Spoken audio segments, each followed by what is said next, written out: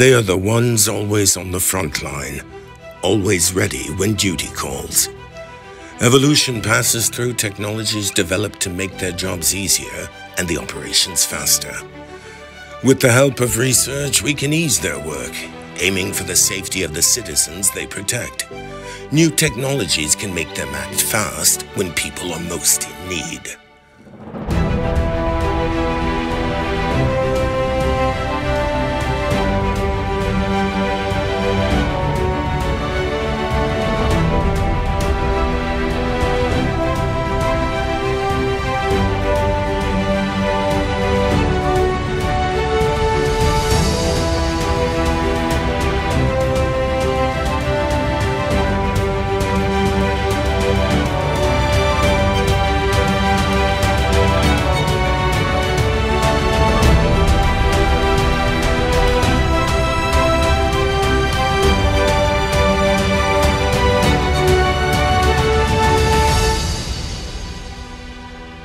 Faster is drawing the road that leads to the future of first responders. Let's walk this path together.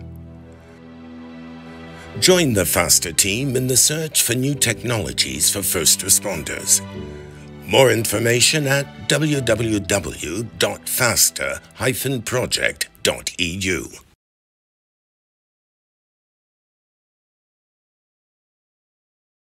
I think that we had a very successful morning with all the tools operational and despite the fact that we had a very tight schedule, we succeeded to go on. So I would like to congratulate all the consortium members for their hard work, and also everybody that has participated here today. We had first responders from multiple countries, and I think that this is on itself a big win for the project. So we will go on with the program. The program includes some statements from officials, from local officials. We also have an outline of the project technologies that will be done by our technical manager, Gabriele Giunta, who is unfortunately not with us, but he will join remotely. Then we will have conversation with all the stakeholders, with the end users to try to extract some useful feedback and conversation with the end users. We will continue with presentations from some projects that are very close to what Faster is working on, and we will close with some conclusions and some future steps for the project. Okay, thanks. So this is it for from my side. I will pass the floor to Gabriele. Can you? I think that the head of the civil protection is not here yet, if I'm not mistaken. So we will continue with the project outline for now, and we will switch places for the two presentations. So thank you very much for your attention, and we will go forward with our program. So good afternoon, everyone. First of all, I would like to thank all of you for the great job is going to be concluded today in the Madrid pilot. Is a final event. Okay. And I'm really sorry not to be here with all of you and to celebrate such kind of result at the pilot stage. Today I'm going to provide, for those of you who are not aware about what FASTER is and the FASTER main results, I'm going to provide a very quick project overview.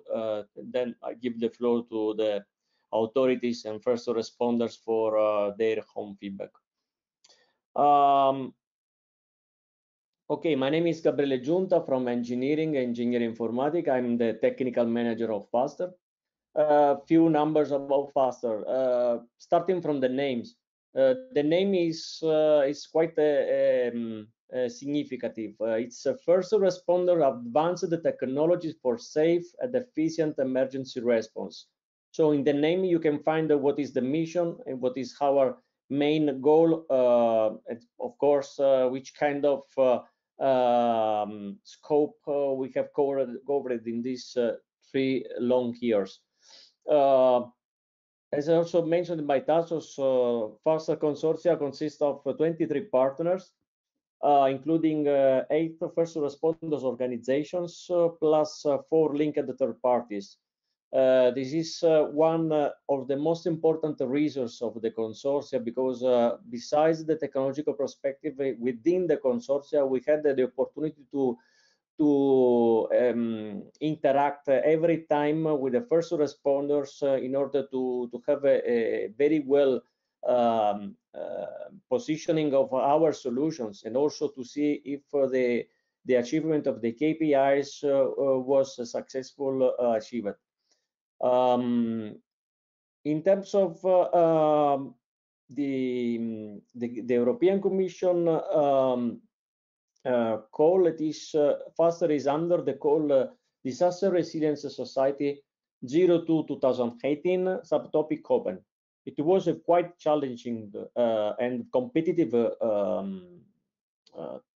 call, and FASTER was probably looking at the things that we have proposed at the proposal time. Successful, FASTER was successful funded.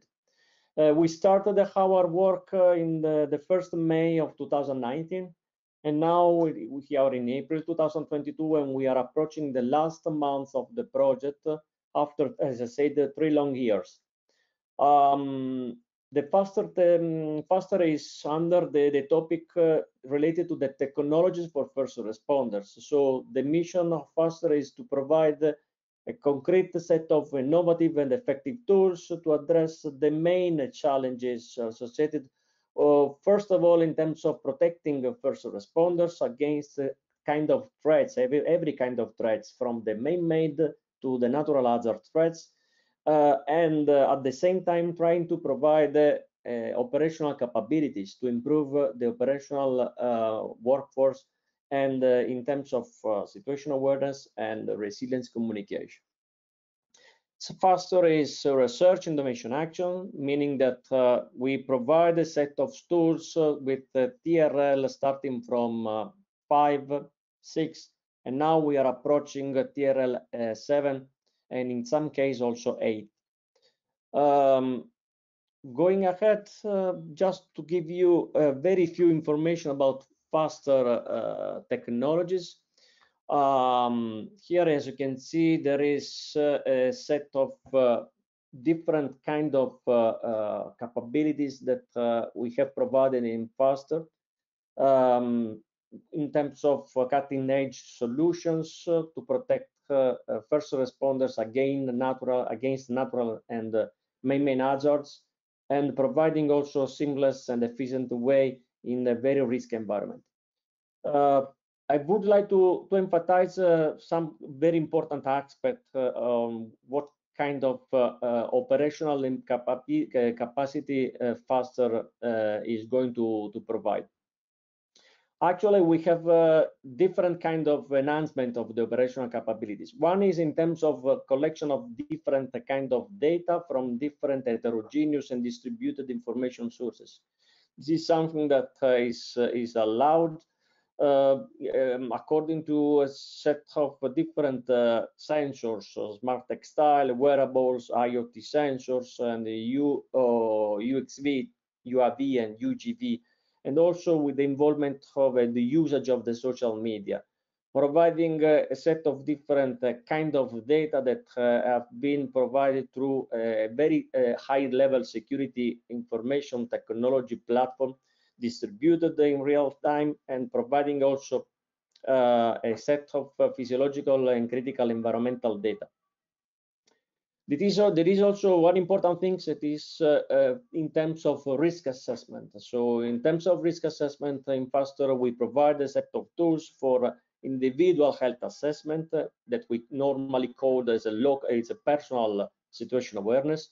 And also in terms of disaster scene analysis as a local and global situation awareness for early warning and risk mitigation.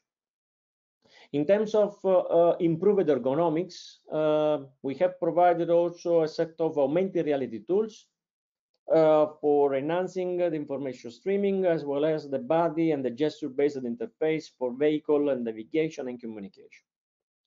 Resilient communication is another one important asset of the Faster toolkit, with the possibility to have haptic communication capabilities, emergency communication devices, communication using K9 units, and at the infrastructure level, also the 5G technologies and the UIV relay network and infrastructure. Last but not least, the possibility to have tactical and local, global, and personal situation awareness, providing visualization services for risk mitigation, alerting, and operational capabilities. Going ahead towards how we define such kind of tools, how we prepare, and we designed all these Faster tools and infrastructure. It was mainly based again according to this logic architecture. I don't want to go through technical details, but just to emphasize two important things.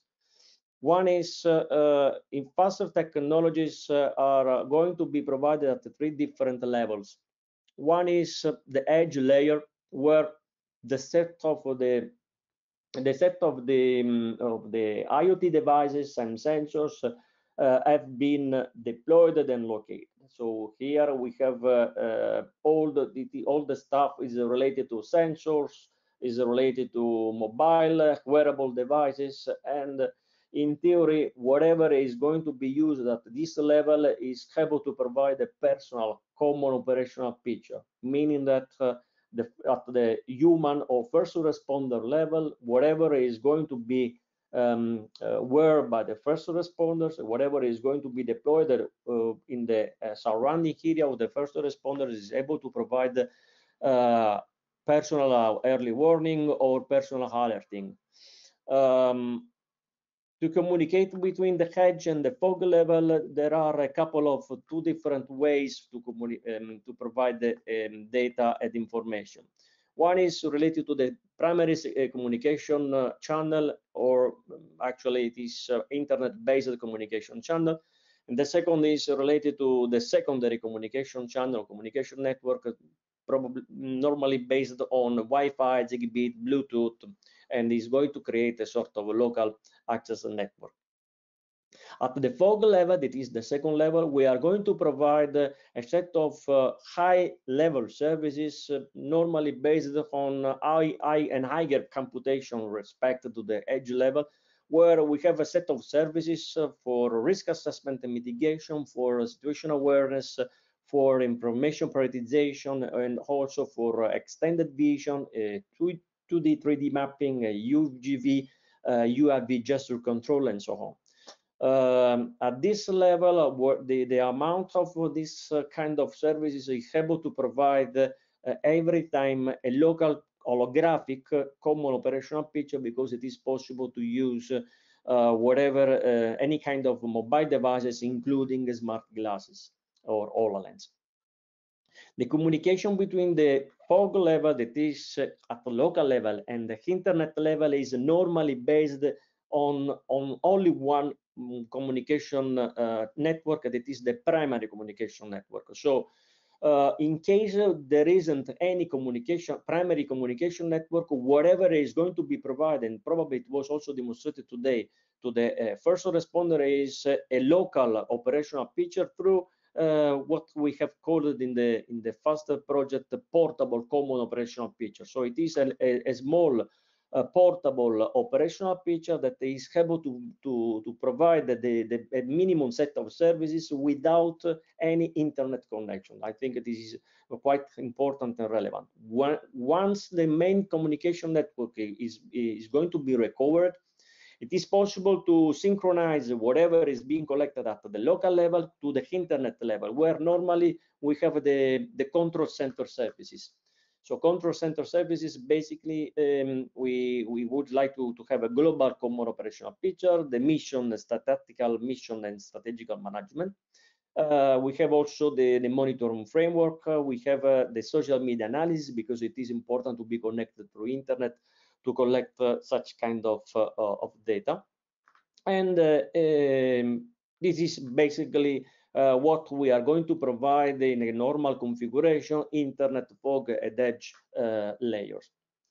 Going ahead to the supporting technologies, in FASTER there are 26 different components that are able to operate in a standalone way or in an integrated way. Just to here, it is a very brief summary of the main FASTER technologies that are classified in terms of situation awareness, risk assessment, anticipation, communication, autonomous vehicle, and personal UAV and UGVs. In terms of situation awareness, since, as I say, the FASTER is a project able to provide an enhanced operational capability to the first responder, the most important thing is to have every time a concrete understanding and awareness of the current situation. If there are any risk to be mitigated, if there are any risk to be anticipated, is where we are going to provide a set of completely different services based on different kind of devices, like the portable or the global common operational picture, as I said. So it's a sort of dashboard that might be used within the normal control room to support the traditional operational capability, or it might be used on the field according to what is the leader of the task, the team leader or the commander. Then there is also in order to have a better situation awareness, it is possible, and it was probably demonstrated today with the 2D, 3D scene analysis, scene mapping, and reconstruction. So normally it is not possible to have a better understanding because there are the very critical environmental conditions. So it is really important to have before prepare the mission, to have a better understanding of where is the area, what is the area, and how is distributed. If there are any risks, positions, or situations, it is important to have a complete understanding and mapping of this scene. And it is something that it is possible to be done using different technologies, like the thermal camera or the LiDAR. It was also demonstrated with the autonomous vehicles. It is important also to support commanders that are able to provide to assign tasks to the workforce, to have to support them through a quite effective mission management application, where the notification from the spot done through specific mobile or wearable devices might be notified to the control room and might be also geolocalized into the map. Every time it is possible to see where the responders are and which is the status of the every responder, and which kind of notification they have sent in terms of video, audio, pictures, or only text. And of course, as I said, the usage of the augmented reality for localization or to interact and to propose, to provide specific point of interest that can be visualized into the common operational picture is also an additional value for having a concrete situation awareness. In terms of risk assessment and anticipation, it is there are different tools that are going to analyze data coming collected through from sensors or from drones or from robots, and making some kind of IoT or social media or video analysis. It is possible to extract one more time additional information that cannot be retrieved with a single with a quick look at the information. In that case, it is possible to be alerted in case there are some relevant or critical situations or critical objects or subjects to the area, and it is possible always to prepare a countermeasures to mitigate any kind of risk.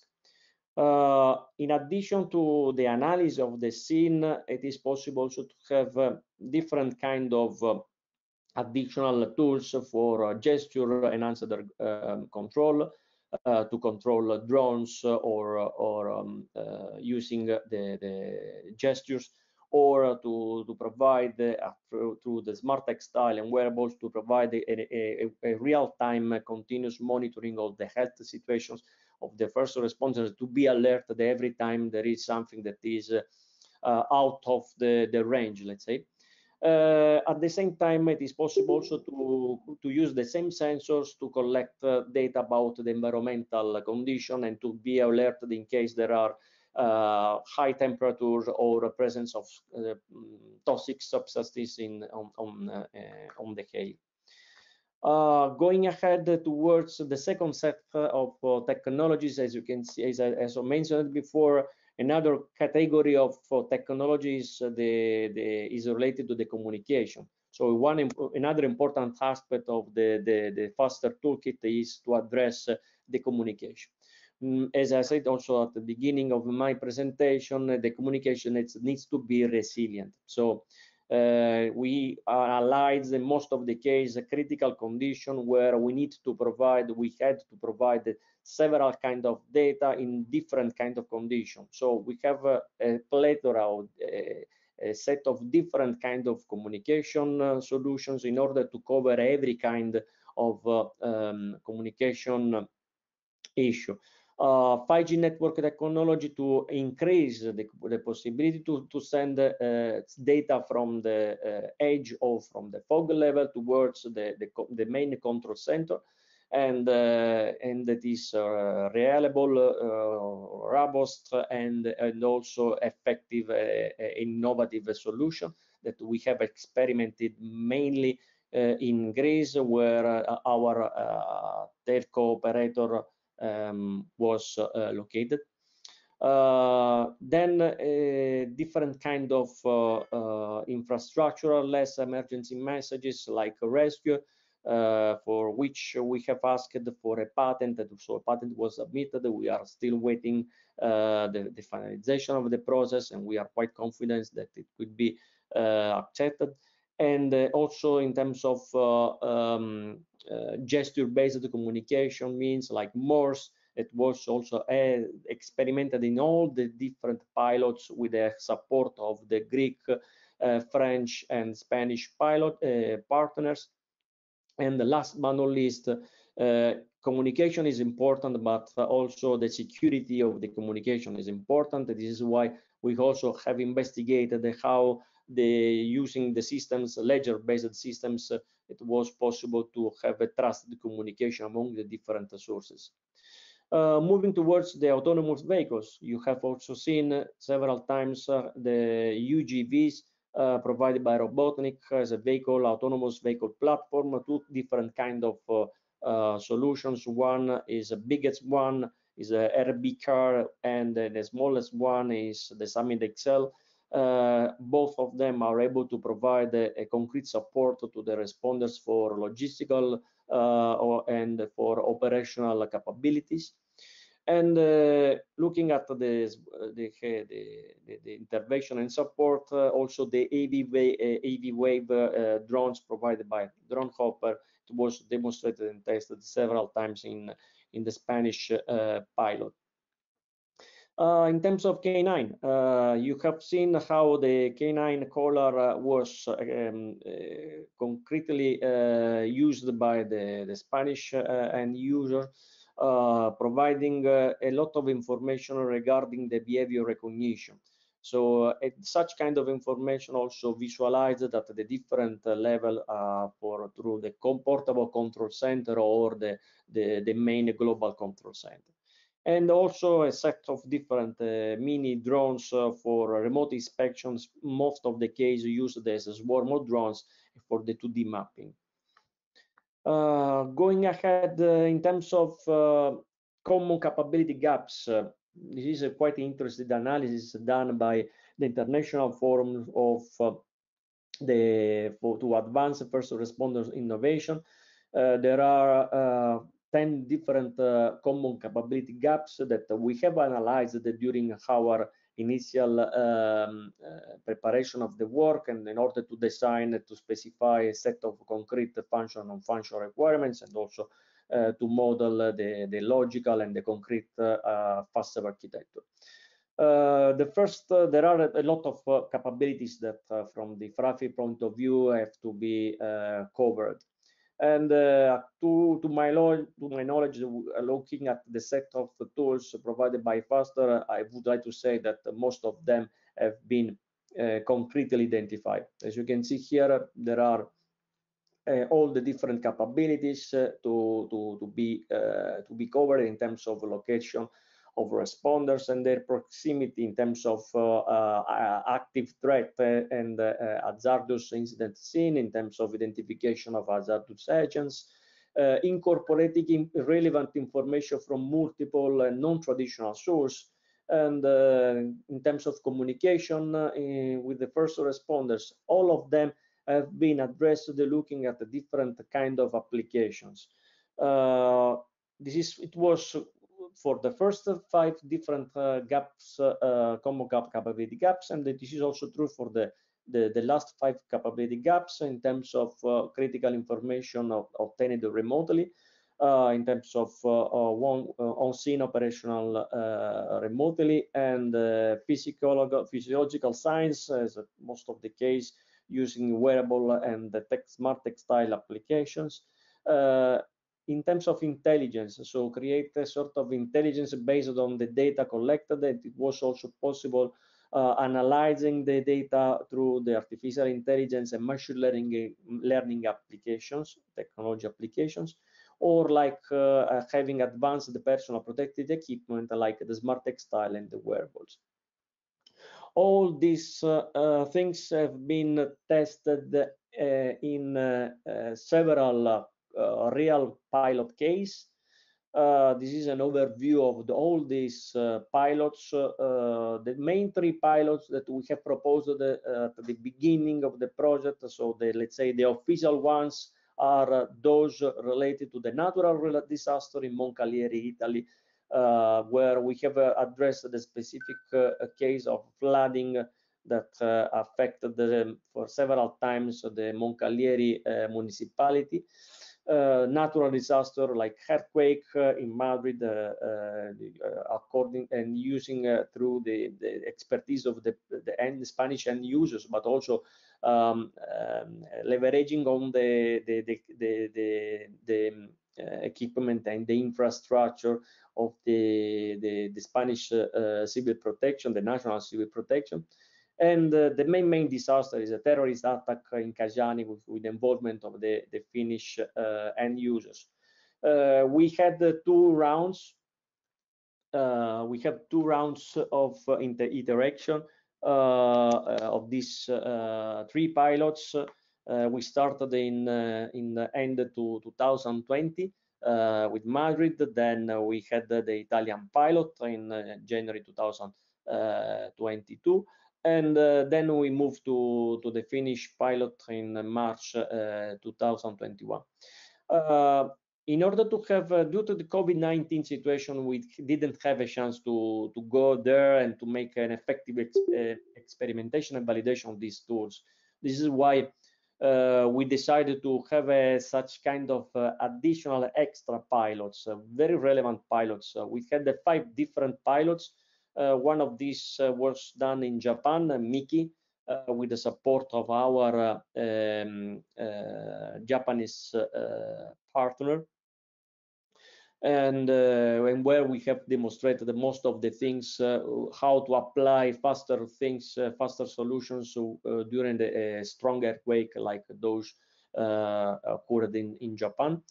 But similarly, we had also an excellent opportunity to demonstrate how the fast and focus in the search and rescue might be done according to a specific set of kind of a set of scenarios proposed by the Athens, the Greek end users. It was done in Athens last year. It's a very, very relevant and with a lot of important feedback for us. While this year we move towards the fire building exercise with the support of ENSOSP in France, and with the and also in Poland with the where along with the Police Academy we have experimented a lot of technology to address a specific scenario like missing person of illegal traffic of immigrants. And just to conclude the set of pilots, we have also an excellent workshop in Portugal, in Grandola, with the Grandola municipality and the civil protection, where we have summarized and we have also create a very good interaction with the local responders in order to improve our solution. This is actually very something very relevant for us, having such kind of interaction during these pilots, as you have also the opportunity in these 2 days to test and to demonstrate and to evaluate our solution. This is something that is beneficial for us to improve our solution, to go ahead before the end of the FASTER project. That's all from my side. You can find here all the different channels where FASTER solutions have been distributed, and my mail in case you have further question. Please, you can write me an email or you can ask whatever you want. Thanks a lot for the attention.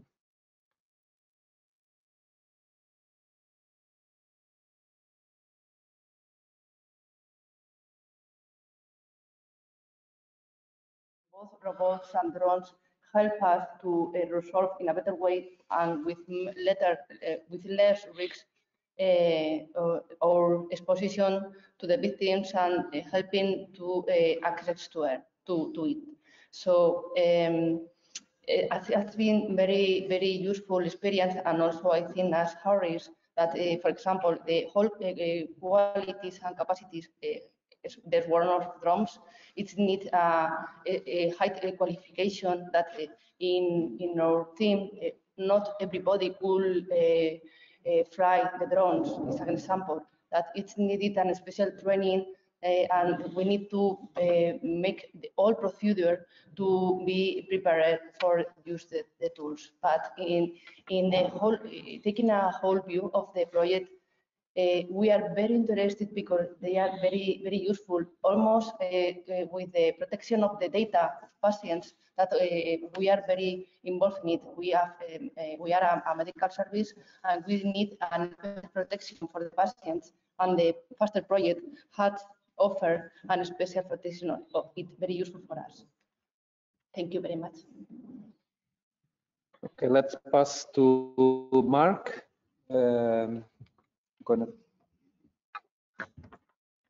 Okay, so for the French Officer Academy in France, for us the FASTER project, it's very important to see another people for another country to exchange their experience and the tools.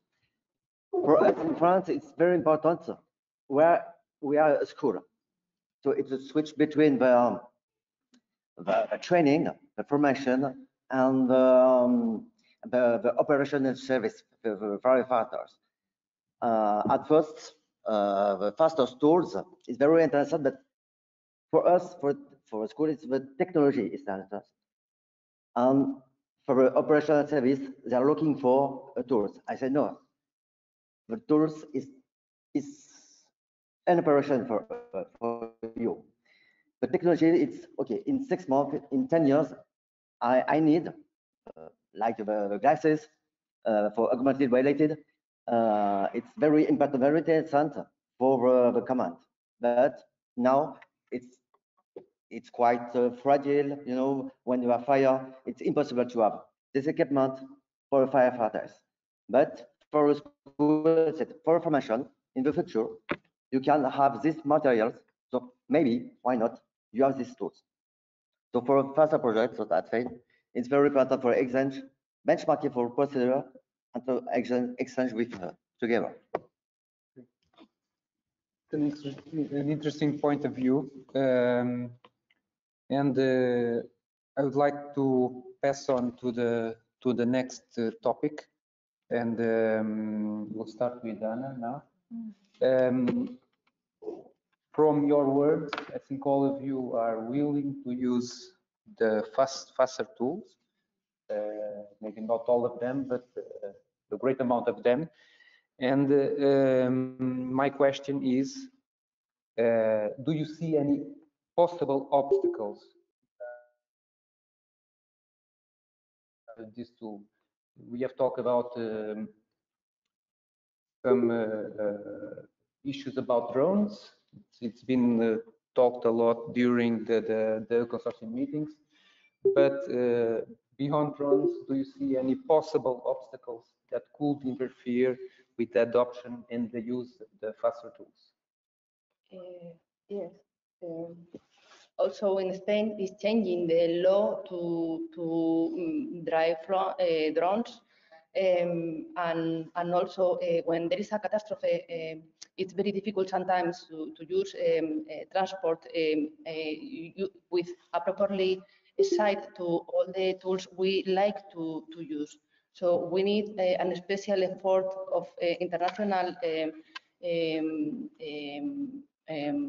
institutions to support to rescue teams with all the tools we have seen in the project to be prepared to use it in the area of the disaster. For me, it is one important obstacles, the main perhaps. Okay, I'll pass it to Mark, and I just add something. For instance, in Portugal, I represent the municipality and municipal civil protection service, and also we have a team of firefighters here from our town. And if we act under the supervision of the National Authority for Civil Protection in small scale the events that's only it's run at local level, but in major events at the national authority runs the to have any we don't special permits to operate drones, and so in France, do you have that problem, or if you are in an emergency situation, you can lift up drones with? And beyond that, if you see any other issues that could interfere with, for instance, we have now a big issue with the GDPR, so on. So in France, we have many of legal juridic law on the program for this over drones, for aerial drones. It's maximum 30 meters. Okay, but I think if you have a very big problem like Notre Dame Cathedral in Paris, I think, okay, we have no problem. We said no obstacle. You try. You must try. So for the unreversible problem, what I signed, wait, for the variable where I think sometimes we have a parasitic gesture.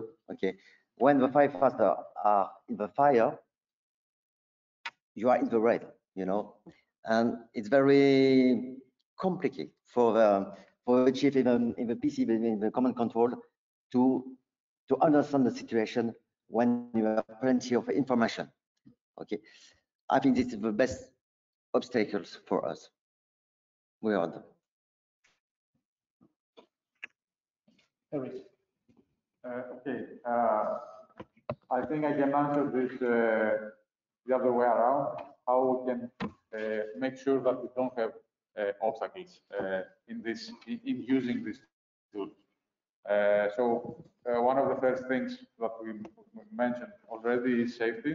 We have to make sure that everything is at the maximum possible extent certified for safety reasons. For example, batteries for the drones have to be certified in order to be able to take them on a plane, on a mission. These things may pose some obstacles if or until they are compatible with this certification. Another thing is compatibility with existing procedures in operations, in missions. For example, today we work with our colleagues, with our Spanish colleagues, without knowing each other. We met for the first time in the field, but we show that they did the same things as we did, the same kind of things with the stretcher and everything, and we work together without any problem. The same thing has to be made possible with these tools. So any new technology, any stuff that we develop has to be standardized in order to be able to be adopted by everyone, not just one team. Another thing is, of course, it has to be easy to deploy with a minimum amount of effort and people involved in it, and not the highest priority, but of course very important, the production costs and maintenance costs of the tools. For every team, not just a small team or a big team with a small or big budget, but on the long run, this is a factor for everything. Right? Okay. These are more or less four important things to consider. Okay, so if you would be considering to adopt any of the tool, it would be very important to know that you will have support. Yes. Beyond the certification. Yes. Support and updates. Yes. On the long run, in the window of years, not just 2 or 3 years, but at least 5 or 7 years, because you need 2 or 3 years just to properly train your personnel, your team. Do you share the same opinion, Mark? Yeah, absolutely. And now for the NSOPs, we train our student firefighters to create a research or development pool once I come back in the firefighters city or department to imagine the future. So when I speak FASTER project or another project, European project with my students, I said, imagine the future. Imagine, so we have the glasses, we have another tools, and don't be anyway in the imagine the future. Do you want to add something else? I only mentioned that I am now with the details that the colleagues have shared. So I agree totally. So in this third round, it's Mark starting, and curious thing that Mark talked about the future. You have to see the future, and this question is precisely about that, the challenges of the future. In your opinion, what are the main challenges that first responders will face And how do you think that the FASTER project will be an adequate response to these challenges? I think it's a big challenge for everyone. It's for a fire responder, it's the main activities. It's fire. I said, okay, fire. It's protect water, and we will see. But I say, okay, look at over there. Look at what is the situation in the world. What is look for the product, look for the technology, exchange with another people, another countries. Okay, you have plenty of solutions in other countries. So the future is like this project, faster and so on, exchange, benchmark, and look for technology and product.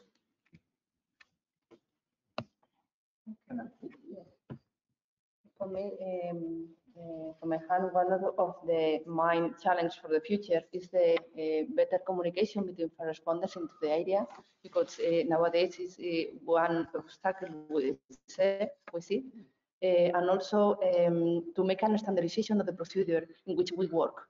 Because sometimes we want all together to help, but we don't know exactly who is going to attend one victim to other.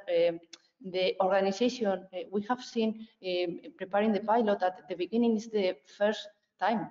There is a huge disorder when you go to a disaster, and this is a very important time to make a good reply from the emergency services. So it's very important to standardize and also to make that these tools will be available for different teams around not only Europe, more for all the world, because if all the first responders have high capacities, the reply is better. Harris. Yes, I think the question about the challenges and the future prospects are always the most difficult to answer at the end of the projects.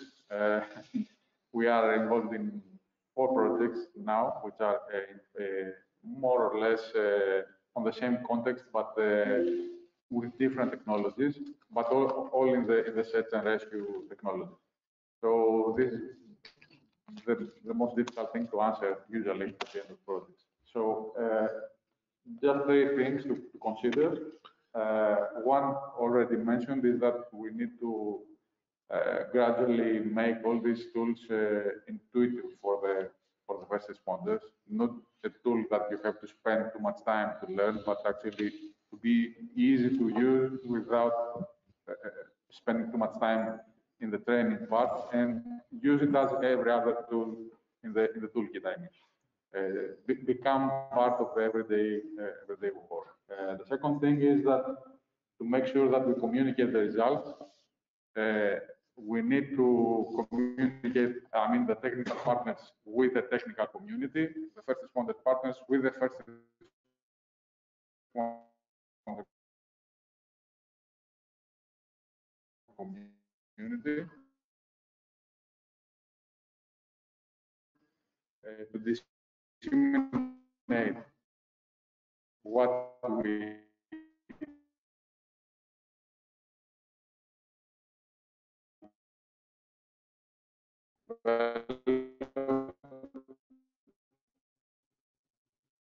in order for the next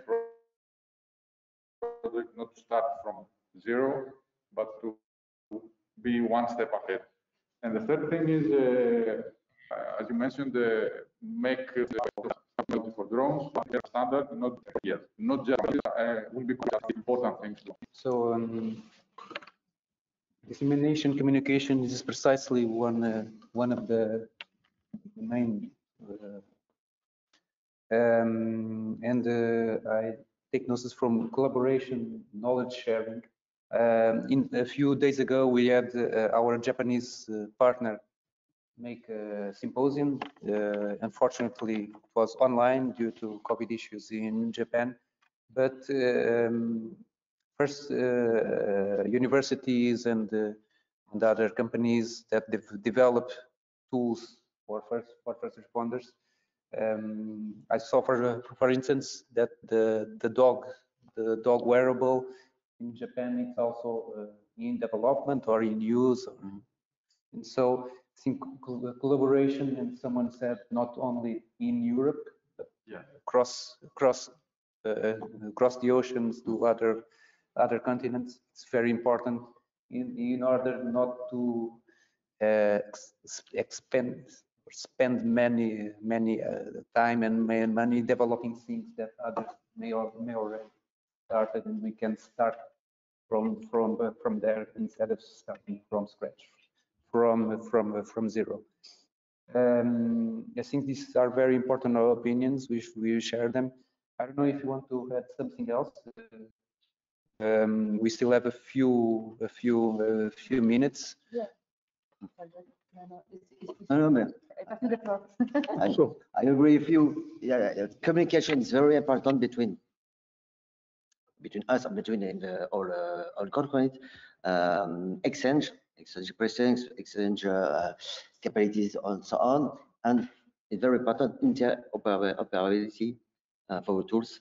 So the Spanish tools can exchange with French tools and so on, and process too. Yeah. I would like to thank to all the people, technical partners, and also first responders about the huge effort we have made we have lived a lot of difficulties in this project with the COVID virus and also with the pandemic. Usually in the project, we can see each time making presence meetings that it helps to each meeting helps to increase the capacity of the project, and we have fight with the quarantine, with the in communication that the COVID produced in our work, and we have we got a huge reply from each one. So I want to mention it because it has been a huge effort by each one. Also technical partners for responders, and I want to thank you and value.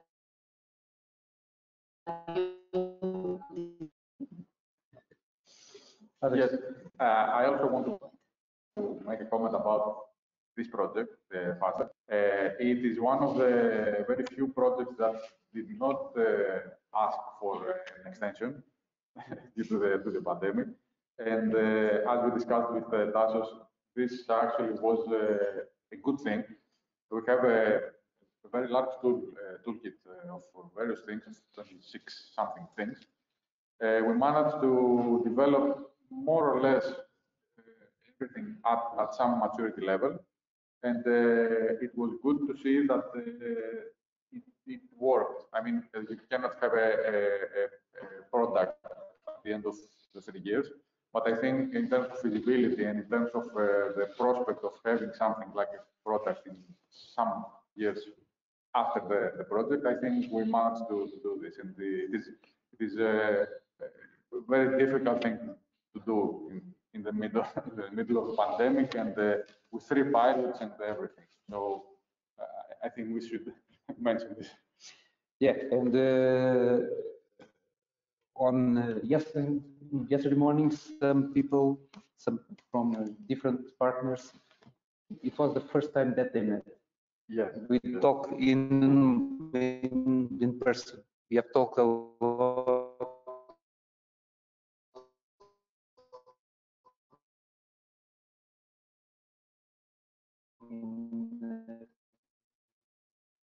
Call that I think that's very important. I think that we made all of us make a big, very huge effort. The tech partners, the first responders, the requirements gathered during the major effort. So I think we the first months of the project. We must be all very happy with this project, and let's hope that the project officer and the European authorities are also will wrap up this round table. We still have interventions like the National French School, colleagues from Spain, as we say, nuestros hermanos.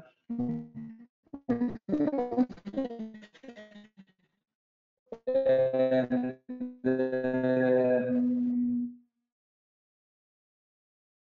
of course, it was a pleasure to go. It was a good exercise to attend to your training center. It was also. We saw there just small note. Goggles in a very positive way, and with the potential that fragile, that of course it's still a little and so, but I think in a few years it could be a very interesting tool, and it will be maybe incorporated in the safety helmets and so on. So I would like to thank you all. Before I close this roundtable, I don't know if anyone from the audience wants to add something, make a question. We are all very tired, I think. So thank you very much to you all. Thank you for your attention. Now Fabio is going. No, we are going to. Yes, we are going to have Valkyrie. Yeah. So please. Thank you. Can you stay here? Or you move? Yes.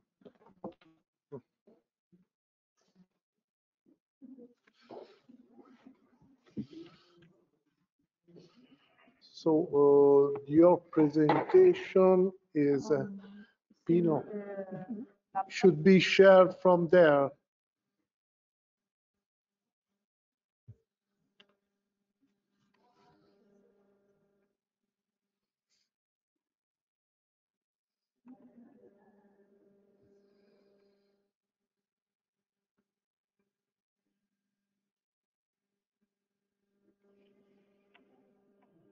Okay, the mic is open. Now they are going to share your presentation.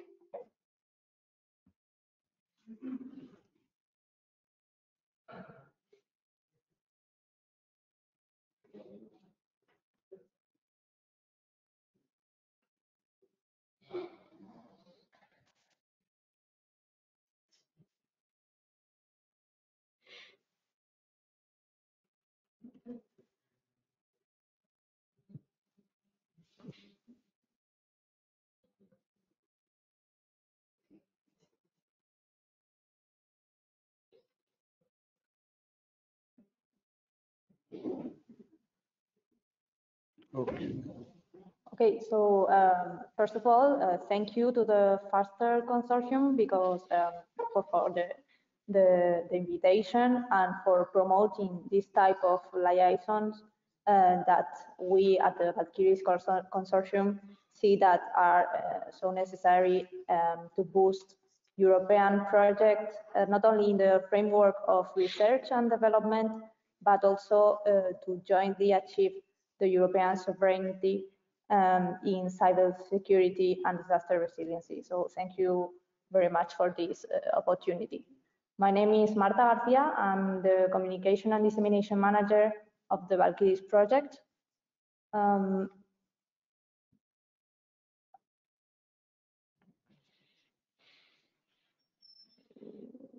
Seems that it's not working.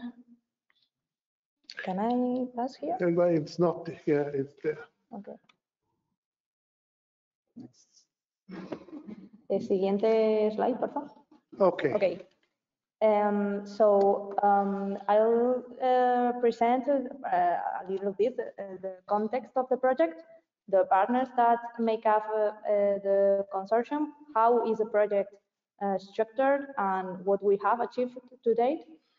We will see the main work stream that set the way of our design and development, and a really quick overview of the demonstration scenarios or use cases that will be carried out at the end of our project.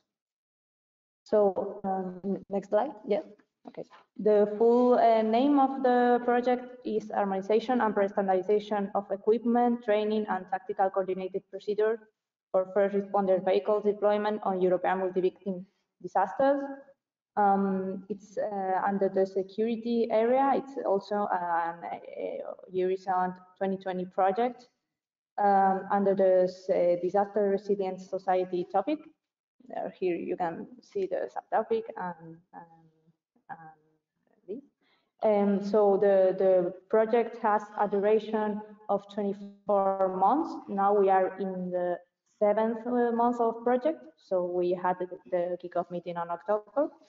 And the main scope of our project is, first of all, to analyze the current state of the European first aid protocols, nomenclatures, technologies, and procedures. Then we will try to design a pre-standardization and harmonization actions for then developing a reference integration platform. And this platform will be validated in 4 different demonstration scenarios implying several European countries in cross-border and cross-sectorial disasters. Next slide.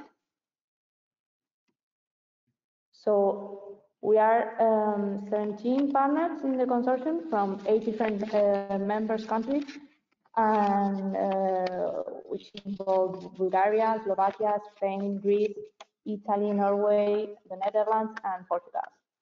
We have 3 different types of partners: industrial, research and technology organization, and end user.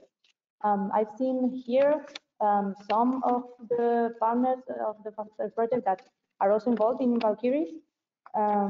We have in our industrial side Indra, Tasica, Particle, Blockchain 2050, Novotech, and Aratos.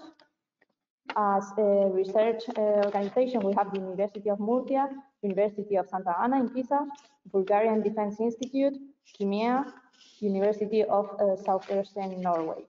And as end user, we have the privilege to have in our consortium ISEMI, which is the International Security and Emergency Management Institute, Bulgarian Red Cross, Hospital of Espírito Santo from Portugal, and the Hellenic Rescue Team, and ARE, which is an emergency team. Next slide. Well, so regarding the project structure, it is divided in 7 work packages. Work package 1, as usual, is related to management and coordination of the general project. Then we have the work package 2, in which we have worked mainly in system requirements. We have also defined the use cases layout. We are now working on the definition of the concept of operation that you have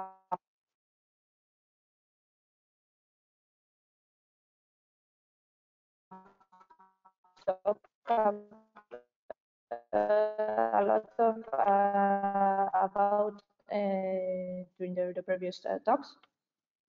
We are also trying now to analyze semantic from the different and months. We will share of an overarching architecture and the necessary interfaces for internal and external communication. In work package 3, we are working on the identification of the impact that Valkyries will have in terms of ethical, legal, and societal aspects, as we are managing a lot of information and data that sometimes are sensitive.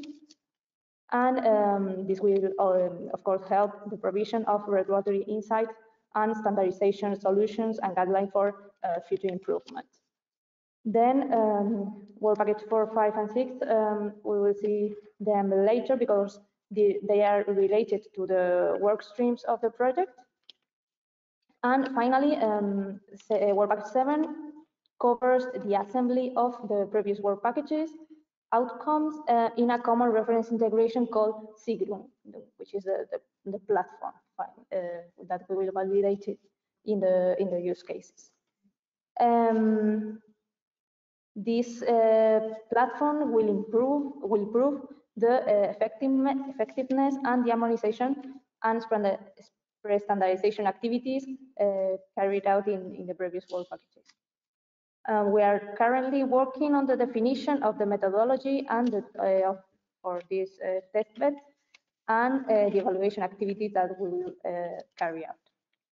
And in a few months, we will start the design, collection, analysis, and labeling of a complete data set to fit the platform. So next slide.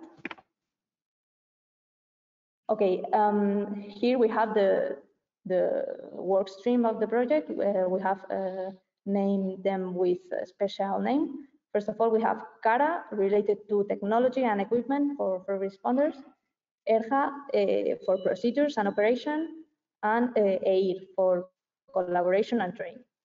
CARA aims to deliver a harmonization and standardization framework for technological solutions used by first responders. These include disruptive technologies, as you have already used in FASTEST project, like artificial intelligence, 5G communications, IoT devices, and autonomous vehicles. ERJA will perform a similar analysis as in CARA, but apply to operational plans and procedures to guide and enhance the cooperation between actors in multi-casualty incidents. And finally, in EIR, we will cover the analysis of the current educational and training activities for first responders, as well as how the civil-military cooperation in disaster scenario and the involvement of volunteers. Then all these three work streams will be integrated and validated in the SIGRUM platform at the end of the project. Next slide.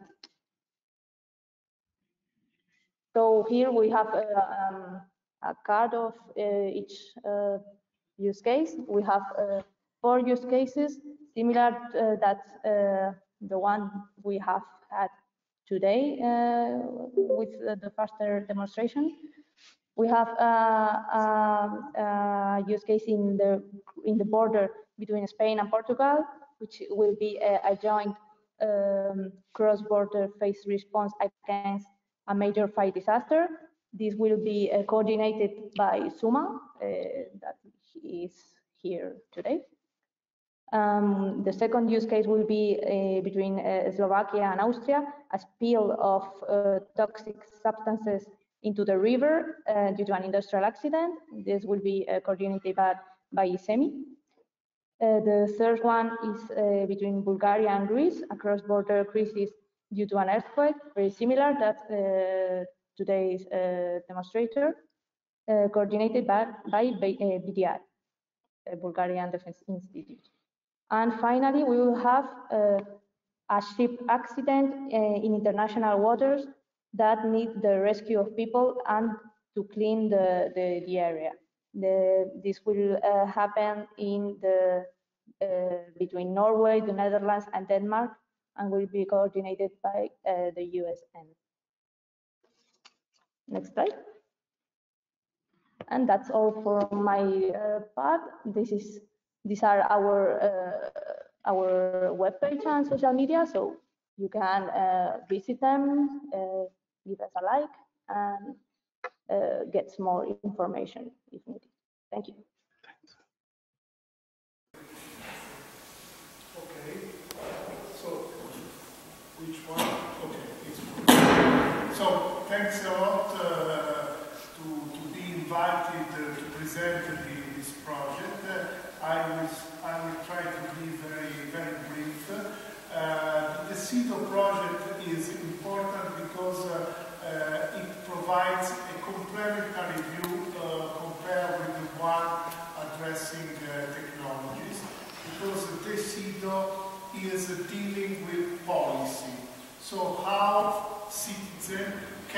participate in improving the effect of civil protection interventions, or in general how emergencies could be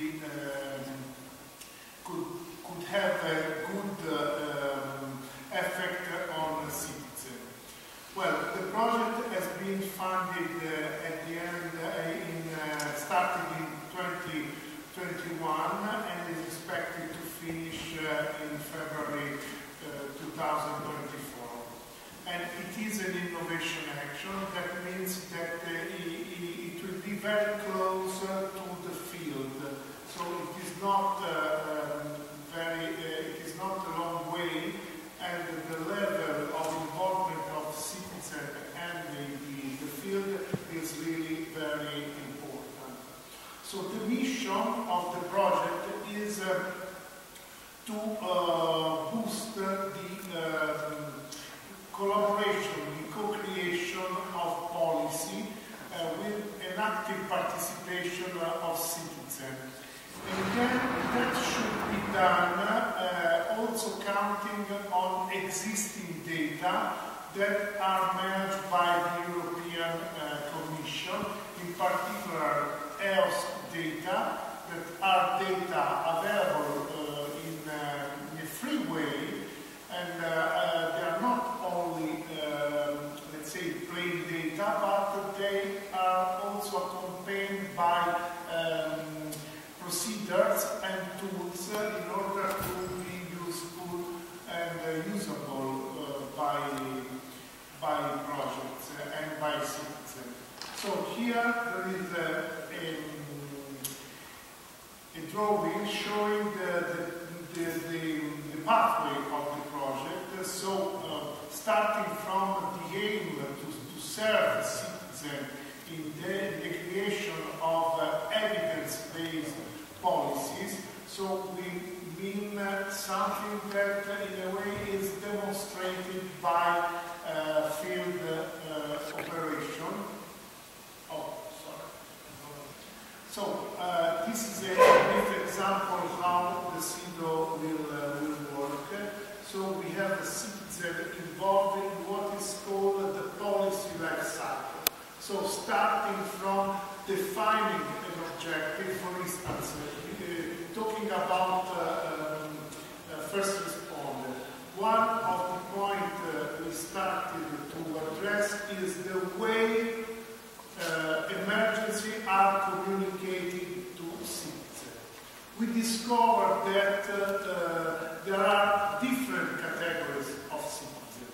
For instance, if you communicate a possible flow to a person who is staying at the ground floor, or if the person is a business operator having a shop at the ground floor, it is completely different.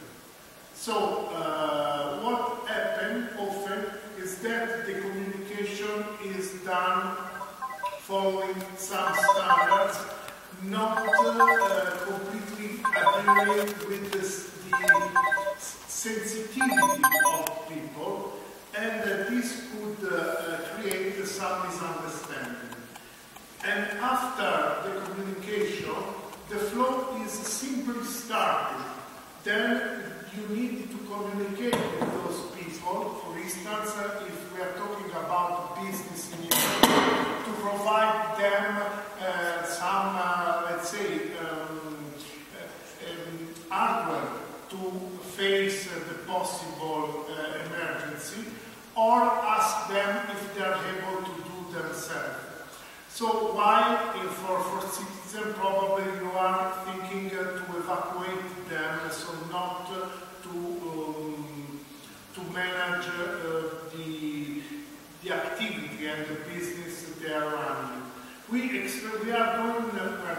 started to experiment that in a few cities. One is Cajani, that is also involved in the FASTER project, and they are dealing with forest fire, and they are dealing with the need to move people from one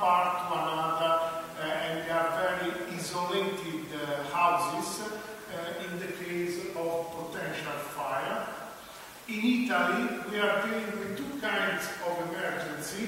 One is floods, as I talked before, and we are addressing, for instance, three kinds of aspects related to floods. So residential aspects, sport circle, because in Turin there are a lot of sport circle on the river, and business activity like bars, pub, stuff like that. They are on the river, one on the left and the other on the right. And they have different needs, and they need to be, let's say, informed and prepared in different way according to their desire. But we are facing also another kind of emergency. Starting with COVID-19, in Turin there was an explosion of the needs to manage, for instance, food distribution. And the civil protection was involved also in those activities, so supporting citizens while they were in the pandemic period. So providing them support when they were lockdown at their home. In the Aragon region in Spain, we are addressing the same, more or less the same issue as in Cajani, but with very different temperatures, because they have a problem of wildfire. While in Greece, we are addressing in the highland the issue of power outage, because there is this problem that is affecting a small community. They are sometimes going out of power, and this could affect some very critical situations, like, for instance, chronic people staying in the bed at home. So we are addressing those different issues with the idea to communicate with citizens and define with them what could be the best way.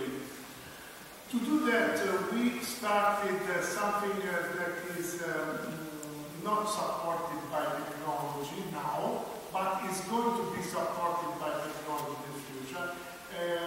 They are hackathons. Hackathons are often intended for people who are developing software or hardware. Well, we decided to use the same terminology when talking about policy. Here you can see an example of one section. They are very short sections, 1 hour, maximum 1.5 hours, in which a discussion based on data and proposal is running among expert citizens. So we have here, you can see there is the civil protection involved, but in the same time the guy on the right is the owner of one of the most important pubs in Turin. So we were discussing how to do better, to improve the communication and to have a positive impact coming from the public. So this is in a way is really complementary with what we are discussing in the FASTER project, because we are not dealing with technology, but we are dealing with how those technologies could be perceived by citizens in terms of what kind of help they can receive from them. That's all. This is this QR code will bring you to the website, and thank you very much again to be invited.